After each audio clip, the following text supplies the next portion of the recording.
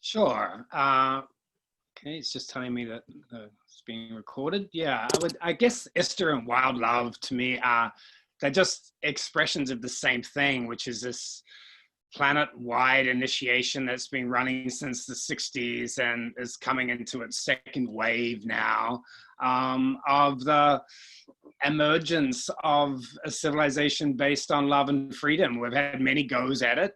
But now what's happening is more and more people all over the planet are dropping into their embodiment, and they're bringing it out of like a concept or a mental idea and bringing it deeply into their hearts and the bodies and all of the way down to the physical plane. So I would say wild love is really just an expression for that unstoppable sweeping of the soul of the world through civilization, and allows us to have a perspective of the fact that this is happening all around us, whatever we call it.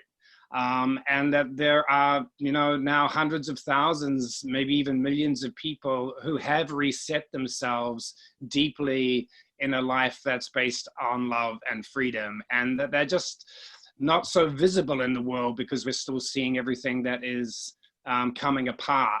So part of what wild love does is it just points towards the fact that there is this movement and it's vibrating through the world. And I think ISTA is a way of helping people get in touch with that and to bring their soul transformation deeply into their body. So there's a beginning. I want to add with wild love, what feels so central to it is the undomestication. So that love has been domesticated, programmed, conditioned, and part of the wild love is the reclaiming of what's innate, like the innate nature of the heart. And also want to add how, one of the things that I learned from you, Bruce, around the pendulum swinging, when you do the big cosmology of the cycles of, astrology, and we look at the free love movement early on being a little bit like a reaction to the repression. And then there's, the mess that we're in now. And instead of wild love being like, hey, let's be reaction revolutionaries, this is actually coming from core. This is center, not another swinging of the pendulum. And I think that's also relevant as we start talking about what emergence is, that it's not a reaction to the desperate state of the world. It's an emergence from within. Yeah.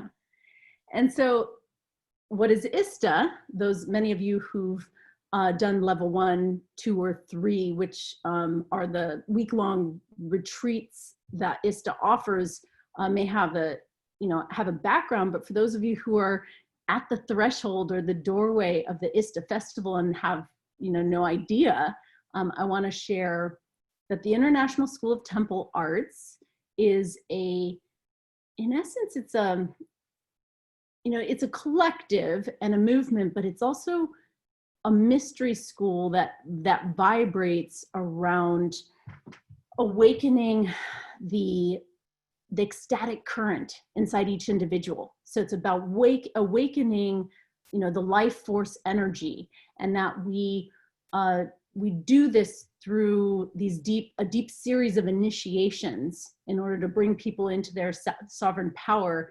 And then from their sovereignty, they get to synergize with the whole community. And it has been now on every, almost every continent. We've been in over 40 countries, and it's a real transformative, not just, oh, I'm changing my life with doing another workshop, but I'm getting a new paradigm on reality. So many of you are in various stages of that initiation, and it's a lifelong unfolding. So that's the essence of the mission, really, of the International School of Temple Arts. Do you want to add anything to that, Bruce? No, I think that's beautiful. But maybe just add a little bit about emergence. And emergence in a way is is nature's way of balancing the law of thermodynamics we call entropy, which means that everything breaks down. So there is this mysterious property in the universe, in nature, we call life force or eros, that actually brings things together in such a way that the whole is greater than the sum of its parts. And that's a property of an emergence. That's a property of evolution. And so when we're talking about emergence in this context, we're talking about the emergence within humanity as the next step forward in its integration in with this beautiful planet, Gaia. Like what is being birthed inside humanity that will enable it to survive this next level and maybe thrive and flourish. So that property of emergence is inherent, as you were saying before, it's in the core of our being. But it does require us to turn our attention to that source and to that core and to allow that emergence process to take place. So I feel like when we're talking about emergence, we're not just talking about a surface change. We're talking about a deep level transformation, a birth, death, initiation. And that's the piece that I think ISTA is talking about, and the wild in wild love, which is the confrontation with the life, death nature of being human on the planet, and the willingness to confront and go to the very core of that life in order to emerge or transform as something truly different. Yeah, it seems that transformation happens both incrementally, and sometimes there's a total phase shift, like a whole discrete change. And so we are talking about that kind of there's no going back. You know, it's now almost like a chemical change that can't be undone. And what the metaphor, you know, that comes to mind, we hear, of course, the metaphor of the butterfly, and everyone talks about the imaginal cells. So I'm not going to repeat that now, except for to say that in the butterfly metaphor, the caterpillar is consuming, and actually decimating its environment in order to gather what it needs in order to have the fight with the imaginal cells and come through transformed. But this morning, my son made me eggs. So he's 13 years old and he's learning to cook. And I made a vegan exception. I'm like, okay, he wants to learn how to cook, and I only know how to cook a few things, including eggs. So he's making eggs, and we were talking about it. When the chick is inside the egg, it feels like it's gonna die because it's used up all of its resources, right? It's actually consumed all the, you know, what we would call the white part of the egg, which is the nourishment, and the yolk is turning into the chick, and it feels like it needs oxygen and it's running out, and then only then, because the safe, sweet harbor that used to be like embryonic and nurturing becomes toxic, like its own toxic gases force it to get out of the egg and emerge. Then there's no going back. You know, a chick cannot go back to the safety of the egg, and it feels on a planetary level that we're at the threshold of, don't know how many, whether it's going to happen in our lifetime, you know, decade, but it's happening now, and how long that process is of course unknown. But that's what we're speaking of. Yeah, and I'd like to talk about premature emergence. You know, that if you want to go to the caterpillar butterfly analogy, there's a lot of fight left in the caterpillar, and there are a lot of caterpillars with painted on wings, you know, trying to represent themselves as emergent.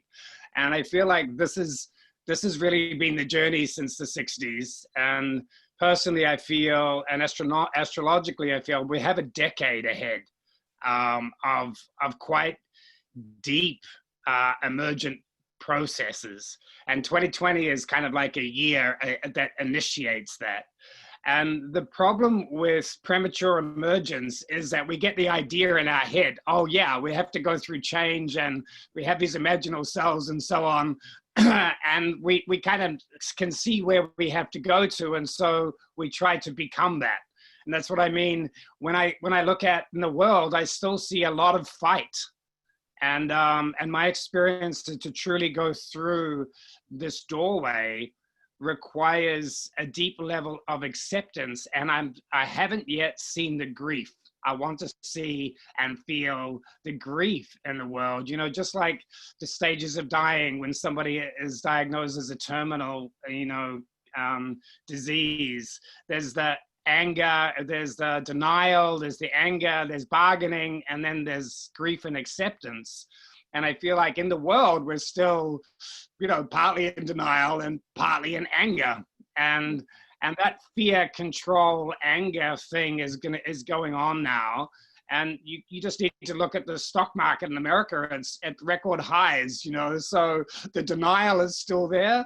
And then also there is that sense that, well, we could just have some clever technology or these amazing new things that will change. But when the grief comes is when you actually accept that there is no way out, that we can't go on as we were, that civilization as we know it is over.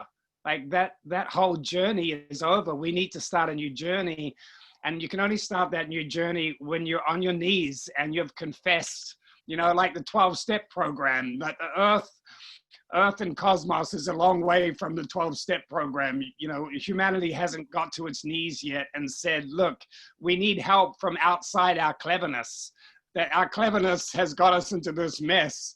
And now we have to learn to give up our cleverness and go back to our hearts and deepen our connection to the wildness that lives in the earth and the help from, you know, the soul that is transcendent to our mind. But I'm not yet seeing that the turning towards a lamentation of what's passing, and a recognition of the depth of what's failed in our society, and a longing for renewal. And I think that comes humility. It doesn't come, you know, the latest greatest rah, we're emergent, we are the new world. It comes with a going through a dying. And that going through the dying is requires a deep, heartfelt surrender to the process. So when we're talking about emergence, you know, I'd love to include that. When are we seeing that grief in the world? There is a huge denial of death at the global level. And even in some ways, the reaction to the pandemic is, you know, a denial of death, you know, like shutting everything down so that the elders don't have to face the inevitable. And, you know, and I'm not going to get into the politics of it, but it is important that we look at the whole and we say, you know, and it's generous of you, Bruce, to say, hey, I'm not seeing enough grief, when I'm looking at, like, I don't see enough rage. Like, I want to see the anger, you know, yes, we're bargaining with death, but there's a whole lot of feminine anger that is, you know, still yet to come. And what's powerful when we look collectively and we talk globally is that there are these kind of collective themes, but then there's also the individual journey. You know, so we have 100 people or more on this call, and who knows how many watching, and where each person is in their gestation stage is different. And it's so profound that humans have a different, like, consciousness itself has different rates of gestation. And so, you know, some are in rage, some are in the grieving process that you're describing and seeing. But when is it that the collective is ready to say, okay, I can't do this alone. We can't do this alone. We need to be on our knees and say a power that's greater than the collective can come through and guide us. And it isn't until there's enough awakening to have that humility to you know, to break through. And it feels, you know, so what do we do when we talk about the collective? We can sometimes abstract and get away from our own emotional bodies. the only thing that we really can do is inside here and our intimate circles. So I'm glad that we're looking at, hey, developmentally, let's not bypass this, but where am I honestly? Because I know I want to be at peace and enlightened, but where is my emotional body honestly? Because that's the only place where I can actually affect, the planetary growth. Yeah, well, I guess that's where ISTA comes in as well, because one of the things that we really try to do there is help people deeply and authentically move their own emotions and their own, deep grief and rage. And coming back to the rage thing, yes, we need more rage, but it's the right kind of rage, So I love that myth of Ulysses, where he's going past the island of the sirens, and he has to tie his hands to the mast. And I feel like we're in a time where tying our hands to the mast is important, so that our rage is used in a productive way. And so much of the old way of doing things is revolution. Even our best things, like even America is founded upon throwing off the tyrants of England, and the whole of civilization is based on a kind of an upgrade of fighting for something better by overthrowing the domination of the past. And the trouble with that is that you end up, replacing the past, and history repeats itself in a slightly better version. And I feel like what's required now is a fundamentally different mode than using our rage to throw off control. So this fear and control thing that we see playing out in the world already so deeply with the coronavirus, the deeper use of rage is to break open our own hearts, rather than to project out onto the world, scapegoat, find someone to blame, overturn a system, have a great upheaval of, catharsis globally, and then go back to the same issue or the same problem. So for me, the linking of rage and grief is to allow that rage to burn through our own hearts and bring awakening to ourselves, rather than to seek the cause of, the problem outside of us, which isn't to say that there aren't systemic problems that need addressing. But I feel like the deep work of rage, that's transformation, is when it's used to lift energy into our own heart and deeply open the compassion, grief, vulnerability portal to go along with the fear and the rage and the control. And I want to frame emotions, because whether or not you've been working with your emotional body, we have some pretty fucked up notions in our society about, it's almost like we're emotion phobic.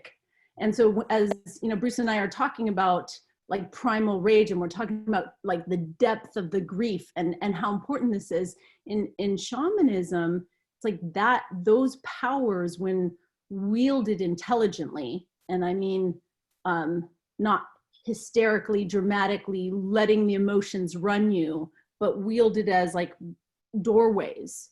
When an emotion arises, it's a doorway to the depth of what you value. And so when you can follow it all the way through until you turn inside out, then you come through to the truth.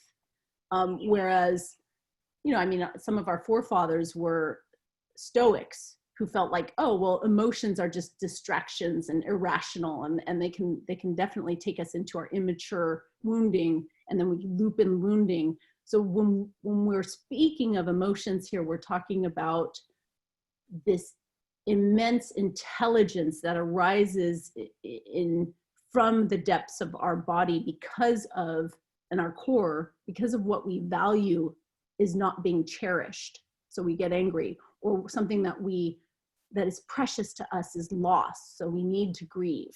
And then that grieving takes us back into the core and into connection. So it's important to frame that, because any place where we're still afraid of our own emotions, we're sometimes afraid of our own doorway, into the gift, into the depth and the gnosis. And, you know, if you're reading this, what's going on a deep level, our fear of death is accompanied by an aversion to nature or a fear of our own nature, whether it's our emotions, whether it's wild animals, whether it's viruses. There is this instinctive attempt to survive by positioning ourselves against nature, even this idea of the fight against the virus. Whereas in a deeper, more holistic view, the whole of the world is soul. And so the virus is soul, and there's an intelligence in it, there's a wisdom in it.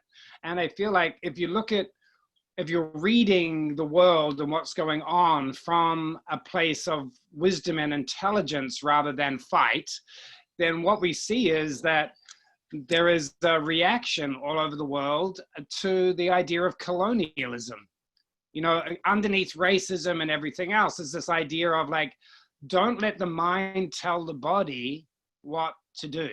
So our alienation from the body and from nature has meant we've created civilization that is based on the mind dominating the body, whether it's colonial, indigenous, whether it's, you know, around economics, but we've sought to control nature with our mind, which has been maybe necessary in the stage of evolution before, but now is not integrated. So if you're reading the virus, in a way, it's kind of a friendly way that nature's saying, you know, your relationship with your animal, your relationship with nature is so out of whack. This is a friendly reminder for you to come back online. So I think seeing the events of the world from a soul perspective rather than from the underlying fear that makes us separate from the nature that's around us is an important part of this waking. Yeah, and this, you know, trusting beyond the mind, right? So it's like, instead of when we don't let the mind colonize us, then we actually question the thoughts of the mind. But what is beyond, you know? And it's like, how do we live coming from our heart, coming from the heart? And it's an interesting point too, because I had just mentioned not living from, you know, not letting your emotions run the show. We don't want our thoughts to run the show, but what does it mean to actually live from core, to lead from your core, you know? And that's, I think, when I look at, well, certainly the leadership of our experimental governance in, you know, our mystery school, we're more and more listening to being guided by the absolute, by deeper forces. But part of what's crumbling in the world, when the leadership, you know, is revealing its flaws, part of it is that they're not leading from heart. And what's, you know, I think one of the goals, Bruce, that we talked about when we were visioning this talk was saying, well, what if we vision a bit about what civilization we want to see emerge? And what would it be like to have governance that was actually leading from heart and leading from their core, not just from the mind or politics or money? And I think that's, you know, it's a juicy thing to be in dialogue about, because we're seeing the old ways are crumbling. Yeah, and like I say, that I'd like to see more grief. I'd also like to see more not knowing, you know, and because I feel like leadership that will take us into what's coming is not leadership of certainty. And when I look at politics in the world and I see, like, if I just look at American politics, you know, CNN and Fox News, if journalism has just become an extension of politics and economics, and it's bent on opinion and capturing people's minds and convincing them of a particular point of view. But the heart is beyond that. The heart feels when love is being compromised. And so more and more, the global heart is awakening and seeing through all of the partisanship and all of the, you know, fear and control and attempts to enroll everybody out of fear or even to inspire them. The heart has this longing and thirst to be in the not knowing together, but be in love. And so I feel like if we're starting to look for where are the signs of wild love emerging, one of the things that we are seeing is like an emergence of people voting with their lives rather than casting a vote on the ballot day, that they know that actually the true change comes from living it all of the way in your own life, for standing up for love where you are in the field that you are, rather than kind of being in a dependent relationship with some kind of leadership which is really not coming from heart. So that's one of the areas I see wild love emerging. Yeah, it's so powerful when we can live congruent with our values.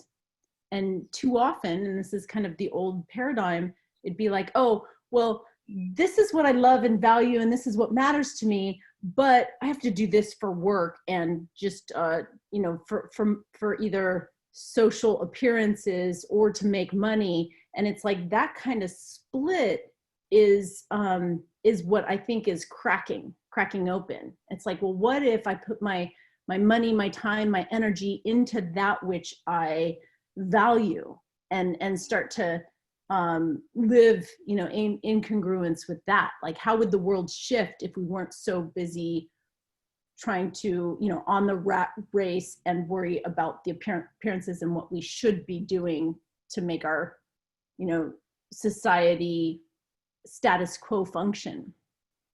Yeah, and I really love the bravery that I see in a lot of young people who are just, they've come for that. And it's, you know, going back to like the analogy of, you know, being diagnosed with a terminal illness. For a while, people are in that bargaining process of trying to survive at all costs. And I think when that's over and people accept, then they come down to a place of like, well, what would I really do if I had no choice about living and dying and I couldn't bargain with death? How would I live my life? And so we see a generation now that are not buying the, you know, get on the property ladder, you know, that they're seeing through that, and they're just choosing to live the values of their heart, regardless of how that turns into survival or not. And of course, many, you know, if you go through that process, then the universe is starting to respond, and other human beings are starting to be thirsty for soul. And so it's beginning to become an economic reality to be able to stand up for soul in the world and for the love that you are, and to have other people want that and recognize it. However, there is still a lot of spiritual materialism. There's still a lot of people like putting the dolphin on the logo, or so that balance between standing up for what you value and really doing your own work, so that what you value is embodied and vibrates all the way down to your core. And so that's where I feel like ISTA and wild love have a beautiful relationship, because wild love says, look, just find out what makes you come alive and do that now. It's too late to do it next lifetime. Come alive now. And ISTA says, and we can help you bring that aliveness into full integration with your erotic life and your emotional life and your career. And we can help that aliveness that you feel, that pressure in your heart, we can help it integrate into you so you're congruent. Mm-hmm. There's also a congruence, you know, whether or not you can in your life, you know, do what you love. Because a lot of people, that's like, it's like, okay, that's a great logo, do what you love and the money will come. But economically, our greatest vote is actually what we buy. And, you know, what we invest in says, this is what I want to see more of in the world. And people are starting to, I believe, question that, look at that, like, where are we putting our resources? Because our money reflects our values. And right now, where there's an economic kind of turn, and we really are seeing a receding of currency, a receding of the current, and people like to say, oh, it's a recession, but that money's going somewhere. You know, where is that tide flowing to? And it's flowing to the things that are being invested in, which a lot of us know are like, wow, now I have to go more online and do, you know, like, there's some of it's by necessity, but some of it's like, now I'm putting money towards what really matters. And this is an important time to inquire what really matters. how can I invest in that which is aligned, not just with my value system, but like the world's soul? You know, what's going to get us through this crisis, and to stop putting, you know, resources towards that which is counterproductive towards our flourishing. Yeah, and I come back to the grief thing as well, because my experience of the grief and compassion is it deeply opens the heart. And, you know, opening the heart around money is probably one of the critical signs that you'll see when emergence is taking place in the world. And to do that, we actually have to see also how narcissistic our movement of money is if we are thinking about ourselves. And I feel like that for the earth heart to really work, there needs to be a deep appreciation of our connectedness, not just as humanity, but as the whole of earth. And we can watch the coronavirus death rates click over on the screen, and 600,000 people have died, you know, many older and whatever, but millions of people are going to die of starvation as a result of this crisis. You know, the environmental destruction and the species annihilation is going to still continue. And so the placing of our values in a much more holistic ecological view than ourselves is a critical part of the transformational process. And when we see that our money flowing towards nourishing the whole of earth rather than our own self interests, whether it's a country or an individual, then we'll see, you know, the real opening of the heart. Otherwise, it's a reassignment of the same business as usual. And I think this is the premature emergence of the caterpillar, is this pressure to get back to business as usual with some slight changes, rather than to see it's a fundamental transformation of the whole structure of our society, and nothing less than that, that will allow, you know, it to take place. It feels to me that the biggest one of them, there are many hidden gifts, you know, of this pandemic. And one of the greatest gifts is the sense of the word pandemic is it's global. Like, we are in it together, and that this affects us all. And the feeling of like we're sharing breath with China, with, you know, Tibet, with, you know, like how's Korea handling it? Let's share, you know, this sense of being more earthlings, because we're on planet Earth and we have a common enemy now. And you know, on this thread that you brought up around how can we invest in that which is for the whole, you know, that which is greater than just my individual needs and taking care of just my family's health. I think that the virus has raised our awareness to be more earth-centric instead of just ethnocentric. And then what comes with that earth-centric awareness is the possibility of working together for global solutions, you know, and for a long time I thought the global warming crisis was going to be humans training module to see if we could work together to solve something. But it feels like this is one of those, you know, training modules that we get as earthlings. Like, we're going to see how we can handle this pandemic, and then once we start working together, we're going to be able to work together for the whole more. And that's also a mark of emergence, and whether that's, you know, health, economic, you know, information sharing, but it's one of the big crises that we're in and need to overcome, you know, to thrive.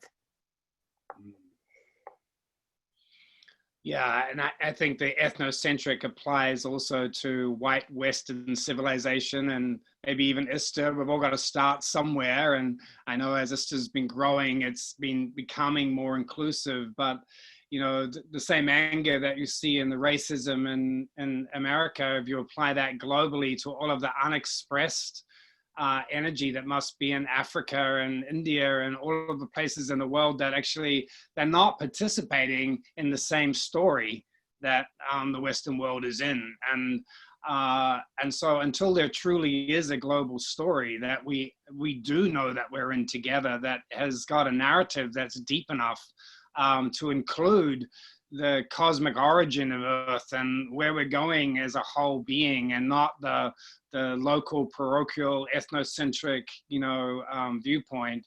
So that's another thing that I would look at is, there are places in the world where more than 50% of the population is under 25.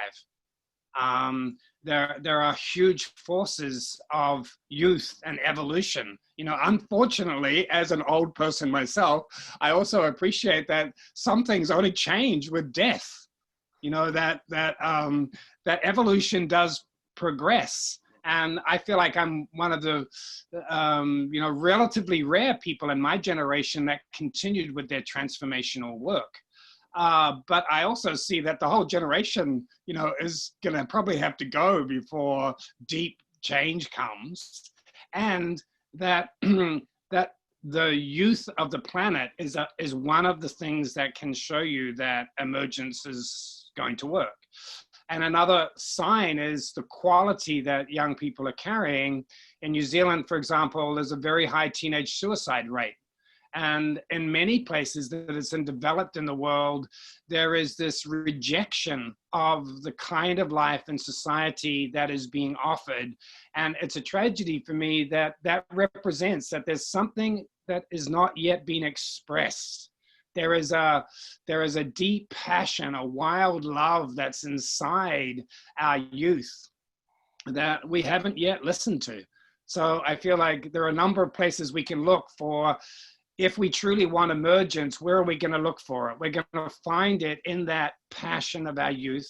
We're going to find it in the wildness still in nature that we haven't been able to civilize, whether it's in our own sexuality or whether it's in the Amazon jungle or some tigers still in Siberia. Like, we need to treasure the wild. We need to get on our knees before those parts of us that were not able to be tamed by our civilization to say, look, our renewal is going to come from you.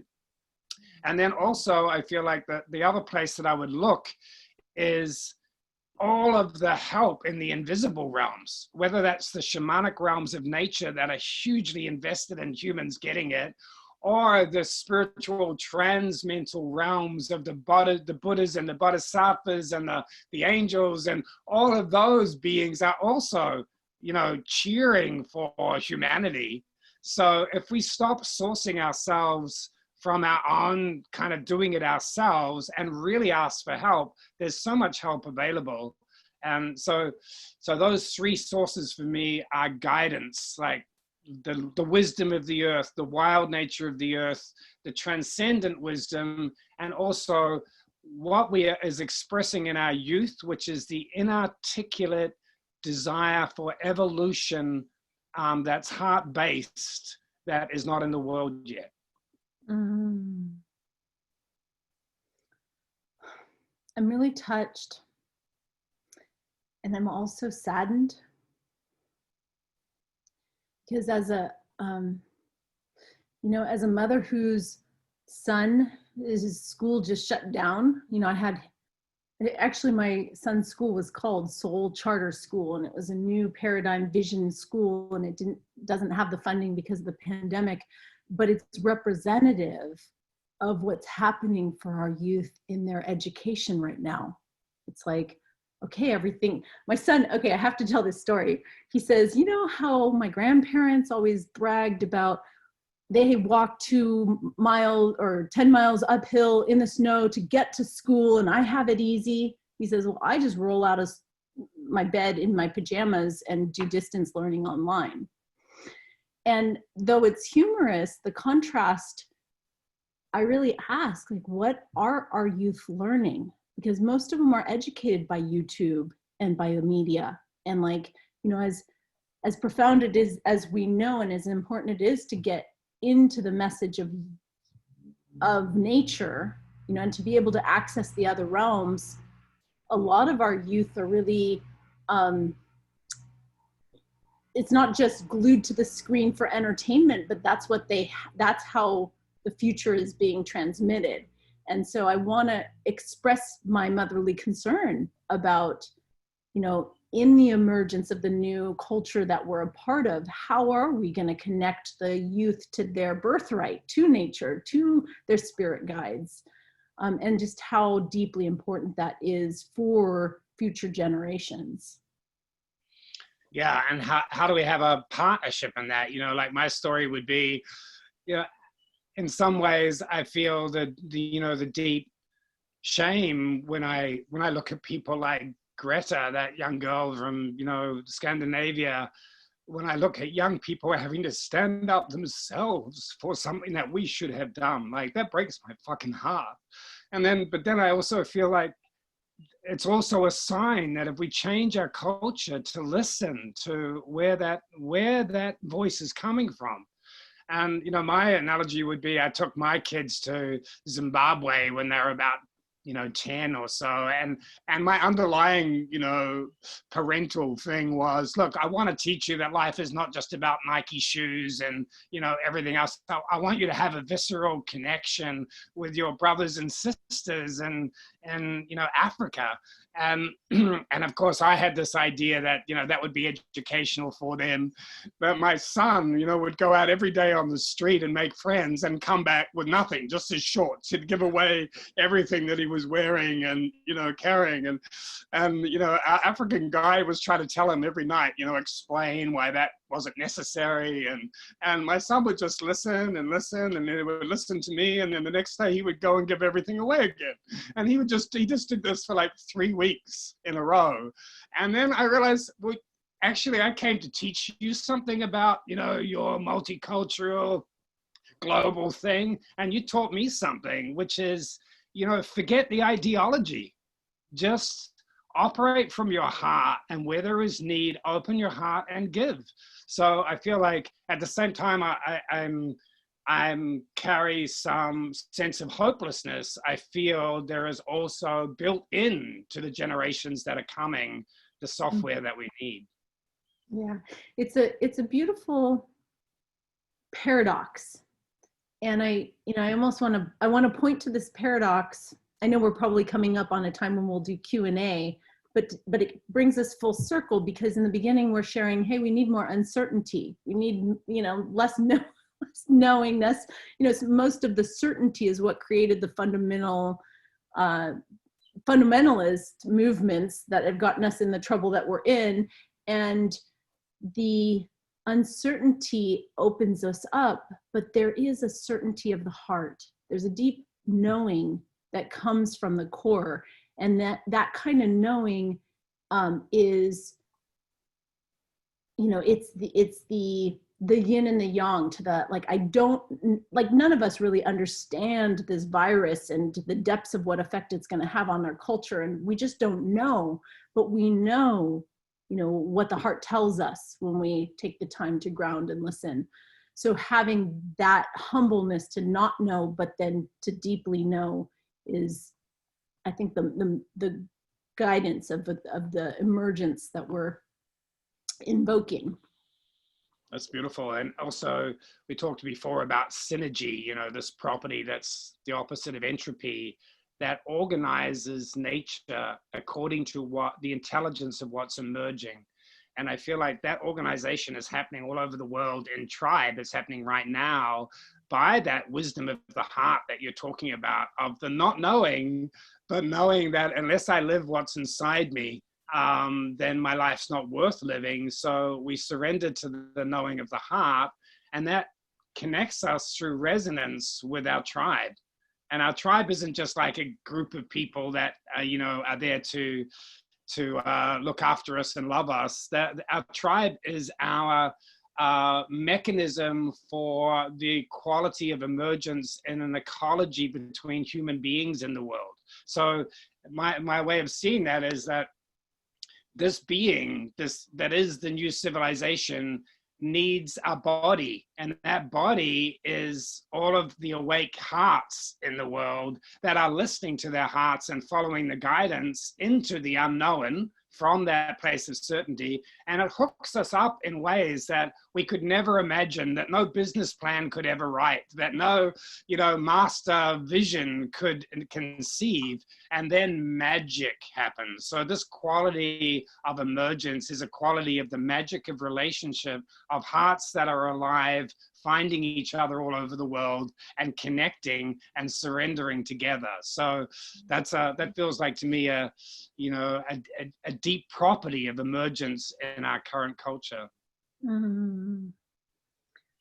As you were sharing that, I felt this web, just this web of life, and a surrendering to that, those connections, those heartstrings going out to the other awakened hearts. And I just felt very held by it, and how life-sustaining, a web is too, where a web will, catch the nourishment and also, like its home and heart. And so I really appreciate that, that we're not alone, that we can't do it alone, that we have to do it together. And it's a different kind of technology, isn't it? Like a lot of people are looking at a lot of technological ways to change the world, but there's also this technology that, like when we first met across a room, like there's a whisper, there's a destiny whisper that says there's something about that person that I'm vibrating to. And as we learn that technology, we get braver and braver in walking over to them without, a social construct to put it in, and to be able to say, look, my heart is bringing me to you for a reason that I don't understand. And when I travel around the world, I look around the room of like 50 people now and go, okay, who are the 4 people I need to talk to? And not because I'm chasing desire, or not because, like I think they're interesting, but because my heart is like tugging me, saying, I'm whispering your destiny to you, that if you follow this, magic will happen. So I feel like that's one of these technologies, and maybe many of the people on this call are following that whisper, that destiny whisper that will bring them to a life that they don't know yet, but that is magical. Yeah, and I think the next time we do a talk, we'll, Bruce, have to explore deeper, the magic of the inner relating, because so much of what wild love is about redesigning relationships in a way that's, from this core. But I I think that'll have to wait till our next talk. Yeah, I do want to say something about that is based on the unique astrology of the times, that part of looking at really big picture cycles allows us to become more self-conscious of when we are in a time of critical change. And this year is a critical time.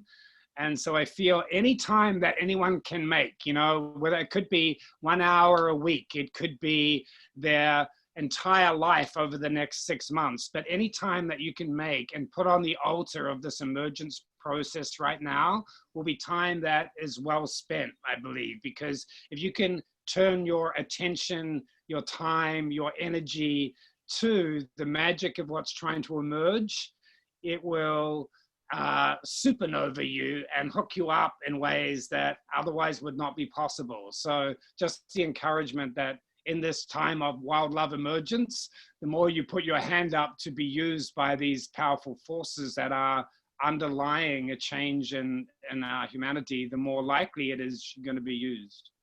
And I appreciate that as a practical directive, right? Because we can have these conversations and be like, okay, like I get that, I feel pulled and I'm getting a transmission, but what do I do? Like, how do I apply this? And that hollowing ourselves out before the altar and saying, God, Goddess, universe, give me as much power as I'm willing to use on your behalf. I'm offering my heart in service to love, like guide me, like to actually pray from that place of humbleness of like, I want to be in service. I want to help humanity emerge. And, we don't know to tell you what to do, but in your sphere of influence and in your connection with your source energy, you'll be guided because of your ability to offer yourself. Beautiful. Take your time and your money and your heart and put it on the altar. And that question of like, what can I give rather than how can I survive? And, you know, those are very simple but powerful technologies for emergence. Mm. All right, should we take some questions? And Yeah, I'm excited to hear what this stimulated in our circle. Mikati is going to be our I guess, what do you call it, at the temple gate? You're going to translate for us what's coming up?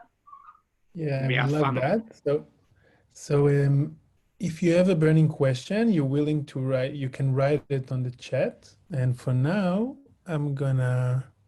we have Albert here that is sharing, I'm concerned we're culturing a massive rage reaction. Sorry, I'm concerned we are culturing a massive rage reaction from youth.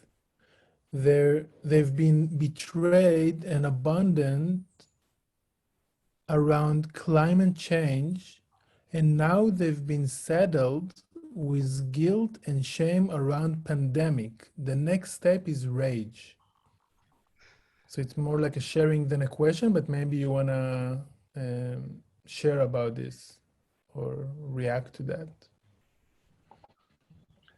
Yeah, and I guess what would probably not be controversial is the realization that we, you know, the generations that are on the planet now are in effect stealing, you know, part of the future of the generations to come.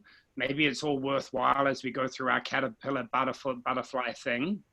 But my experience with young people who know that they not only are going to inherit the climate change, but also that all of the equity of the world that's been based on the long periods of giving of this planet to humanity, a lot of that's tied up in wealth, in superannuation funds, and the people who already are on the planet.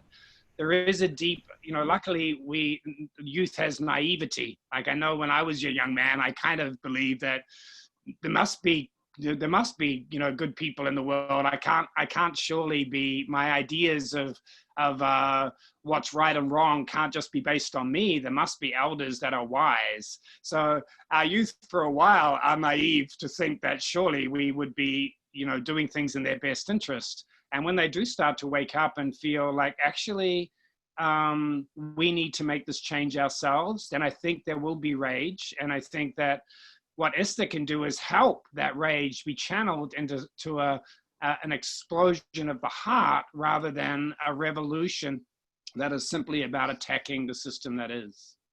Mm. Thank you. That feels complete. Yeah, go ahead. Yeah, complete. Cool. So a few questions are coming. There is one that I feel like, Kate, you would love to answer because I feel like how old is your child? He's 13. Just yeah, going perfect. through that tender, you know, talk about a phase shift, emergence. We all went through puberty. He's going through that rite of passage. And meanwhile, I'm going through, and I'm at the doorway of the, you know, crone, coming into my cronehood, going through my menopause right now as well. So it's interesting, just, you know, there's the collective emergences, but there's, you know, in each of our lives, we go through these thresholds. So Lisa Faye here is asking, what do you envision to be a practical, sorry, it jumped to me. What do you envision to be a practical and spiritual fusion of community-led education for our young people 11 to 18 years old? Mm-hmm. It's a great question, Lisa. It's something that I've spent a lot of time in prayer and in praxis. And I don't have, this is one of those, I don't know. It's a big humbling uncertainty for me because my experience is that my values and what I want for the world seems still to be 50 to 100 years out from where we're at. And so my son is being raised in a nuclear household. And even though we're unconventional, I am doing my best, like I said, through charter schools or through summer camps, or like we did a few experiments through ISTA to try to have a family fusion grounding not just sex education but spiritual education into, you know, for youth and families. But it still feels very experimental. All of it feels like it's like there's a breaking out of and an unlearning and that has to happen for that to really be sustainable. So I don't have the answers. You know, as a mama, I'm humbly saying I'm doing the best I can. We all are. And then to continuously look at what is available that's value aligned and keep stepping in that direction, hoping that more and more unfolds as he, you know, develops. But also knowing too that each child has their own karma and karmic path, that they are writing their own life story and they are also co-creating, like just as parents, not to take over responsibility for, I need to provide the environment for this or that. It's like, okay, this is what's available to us. Let's see what gets co-created, because his youth and wherever your children are in their phase, it's like some kids are graduating and they're having a pandemic graduation and that's going to be their story. And, you know, to just really trust the universe and trust life that it's, you know, happening for us as we continue to pray and do the best that we can towards our values. Beautiful. There are two more burning questions I feel like that I would like you to answer. I actually want to invite Selena to unmute and ask her question. Hi, thanks Kamala and Bruce. I'm so happy to be here. So my question is probably more geared to Bruce because I think you're a little older than KamalaDevi. I was just wondering, what do you think it's going to take for your generation and maybe people that are 10 or 10 years younger than you, anyone I think of just like Gen X beyond, like anyone older than them and them, to finally let go and acquiesce their power to the heart-led movement of the future? What is it going to take? Because I'm not angry anymore and I'm not blaming anymore. I just realize that it's going to take a shift of those people, or it seems like it's going to be a violent revolution, which I don't want. None of us do. So what will it take? What will it take? If it didn't work in the 60s, why would it work now? That's all. Oh, thank you, Selena. I mean, there's lots of questions there. And first of all, you know, without making it a generational thing, there is a generational effect for sure. And I feel like one of the ways is to deeply use your compassion, not as an idiot compassion, but as a recognition that those people who think they know best have been conditioned out of fear to be in control. And that underneath that control is a deep longing to not feel like they have to know best for others and to be able to surrender. So I feel like one of the ways, rather than battling that, is to compassionately feel them and feel their desire to step down and to show up with the heart leadership, because all of these beings are souls, and underneath their conditioned behavior is the same longing for love and freedom that we all have. So rather than being in a position of blame of them, being in a position of compassionate, but bringing forth the new values with such strength that they naturally surrender. So yeah, that would be the first thing. And when you said like, it didn't work in the 60s, why should it work now? Because I think it didn't have that wild life and death quality. It was naive. It never really got above the solar plexus. It was like free love, but not a deep willingness to bring it to the root.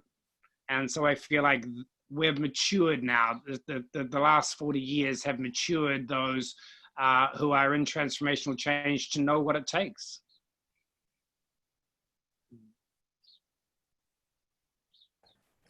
Thanks for your question. Thank you.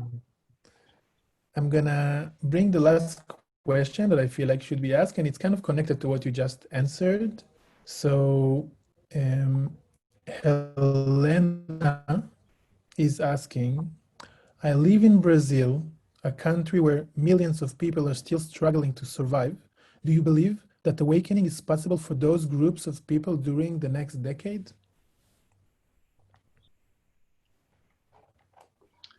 Yeah, well, I mean, Katie, you might want to respond to this. I'll just say briefly that I feel that a fundamental change is this idea that humans need to survive first and then get their value needs met and then gradually, eventually self-realize. This is Maslow's pyramid, the idea that first of all, we have to worry about survival and then later on we self-realize. I think that's a fundamentally flawed idea as witnessed by Western civilization that never quite gets to the self-realization. And my experience is that the deeper truth is that we're not here to survive. We're here to love first. And so all of those populations that have not yet, managed survival, they actually have a great gift to bring, which is a deeper priority than the survival that Western civilization is focused on. And many indigenous cultures, for example, live lives that we really need to learn from. But to the Western world, they would be seen as being in survival. But I think living on the earth in this amazing, beautiful Gaia is not a question of survival. Earth provides. Survival is something that we've created for ourselves by our fears. Okay, that's my response.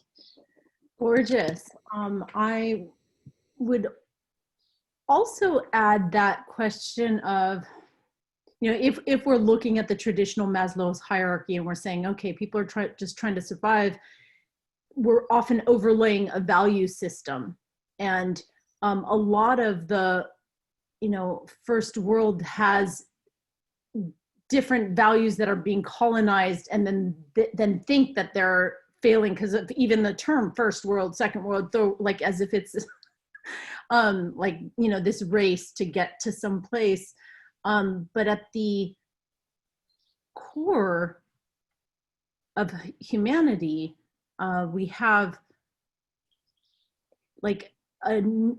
what we need is sufficiency. It's not to, win some pyramid and hoard a bunch of stuff and then we can distribute our wealth in a certain way. It's like, we just need to have the basics.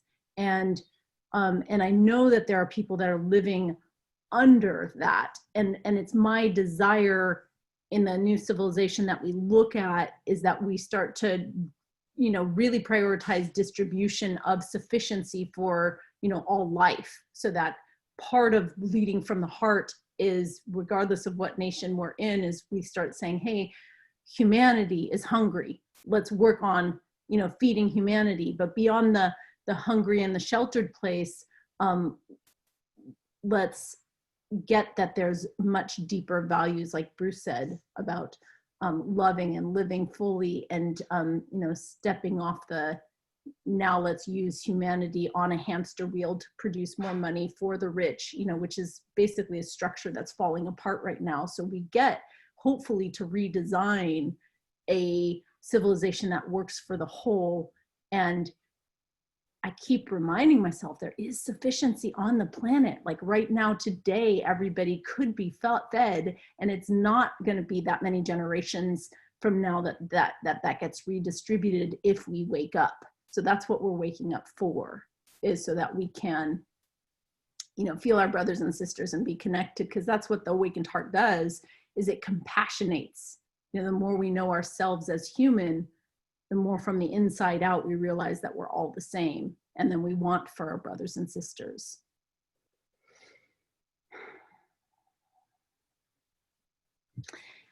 So Makatu, you, as you read the different questions, you feel like those were the burning questions? Yeah, I feel like there are some sharings and questions that are asking to be in the festival. There are some questions about how cryptocurrencies are related to the movement and things that we're going to address in the festival. I feel like those were the burning questions for now. Great. I saw one pop on my screen that I wanted to address before, and I'd love for you to talk more about the festival. Yeah. But Hannah said, can we unlearn as a collective? And I thought that touched me, Hannah.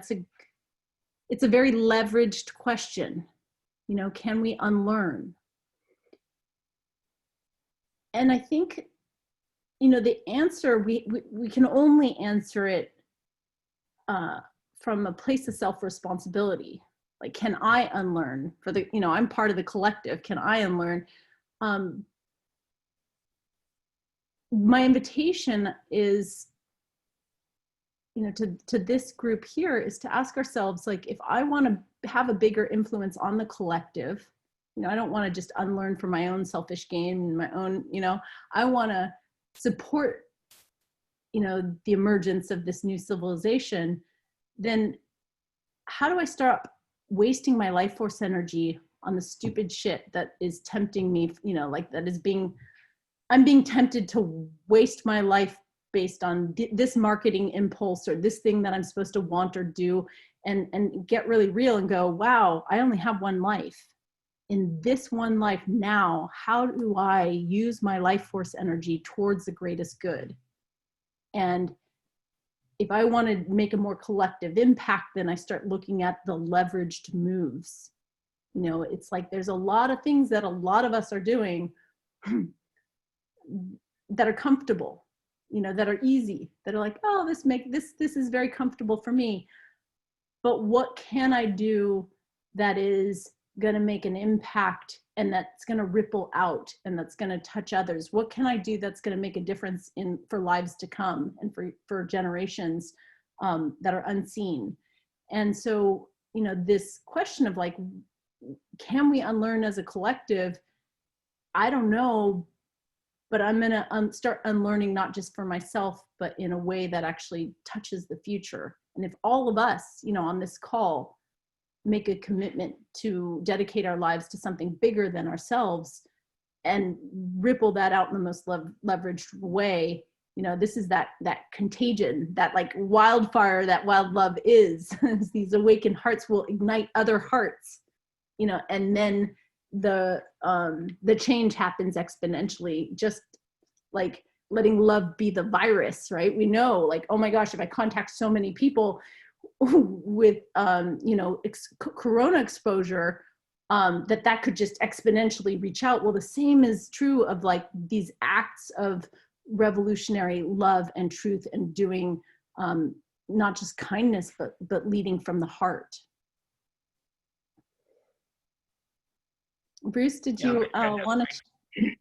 I just like to add that another way of unlearning is to learn from a deeper source. So in other words, we've been trained to, our society has trained us to value understanding and science and the mind and consciousness, which is valuable. There's nothing wrong with that, but it's not sufficient. In other words, there are deeper places to learn from.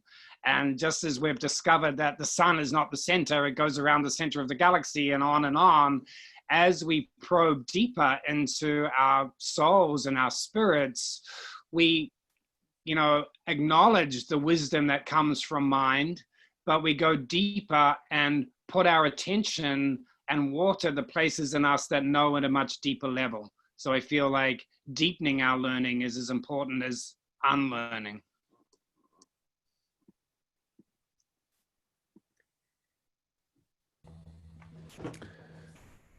I really, so do you want to say something about the festival, Katsu? Yeah, I really want to thank both of you. I feel like both of you, for me, are holding those two energies of ISTA and wild love. And many people were asking me in the last 2 months, so what is the difference? Because you've done an ISTA festival 2 months ago, what is the difference? And through you now, I can say this is the difference. Basically, we were calling the presenters, the ISTA leads, the teachers to come and bring something that is relevant for this moment. And you just did it right now. And that's, for me, a microcosmos of this festival that's gonna be. To make it more visual, I'm gonna share a screen right now for you, for all of you. So if you're on your computer, a word about the festival. Do you see my schedule right now? Yes.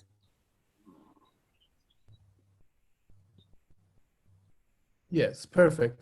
So I just wanted to have a glance of the amount of presenters we have on this festival. And this is the new software we're using, so we really got upgraded than last time.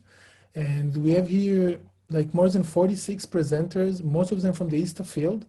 And I'll put the link, the amount and how colorful it is. But for example, Katie, if I press on your one, where are you here? Here you are. So you can see the information on each one and also the workshop they're gonna do. So Katie, for example, gonna do two other talks, inner marriage, be the beloved, and money as your tantric lover, for example. And I want to invite you all to go in through this beautiful software we're using and see what is that. There is a whole schedule here under grid that you can see what we're doing. There are more than 60 offerings, kind of similar to what we have now. And we also ask the lead presenters of ISTA to bring people from the outer field, to bring, something is not happening here right now. But maybe it doesn't matter about the sharing anymore. I'm going to stop that. I just wanted to show you the technology. But there is a whole process that are relevant to what is happening in the world right now. And so whether you've been in ISTA Festival or not, whether you have done level 1 or not, this is your place to come and taste this energy and receive for a whole weekend a lot of knowledge and take it with you. And you know, as in ISTA, we do it through embodiment. So you will have some, yes, it's in front of the screen, but you will have some also physical practices with it. And we invite you to join. It's happening in 2 days. Come. Yeah, I want to share that Bruce and I today were offering, a transmission, which was very much from our hearts, but also not as experiential, because we had such a brief time. We wanted to just transmit.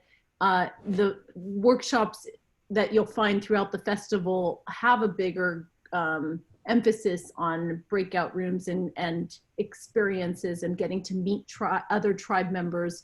And there is a real community feel, coming up. So it was a pleasure to, give you head today and be with your hearts. But we look forward to your bodies as well.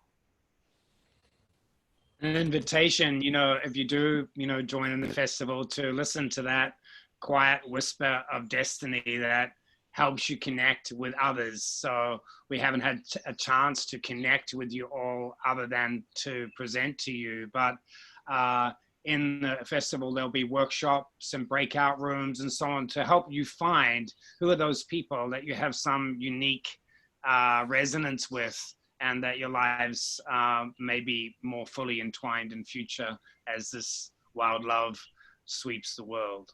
So thank you for showing up and being present with us. Thank you. Blessings. Yeah, thank you all for your time. And this is the start of an online virtual community. Like last time we were really all of us together in this beautiful Facebook group with sharing and beautiful connection. So here we go again. We just opened the gates a few hours ago to the group. And yeah, thank you for this opening, beautiful opening. Right. Thank you, Bruce, and thank you, Katie. Right. Bye now.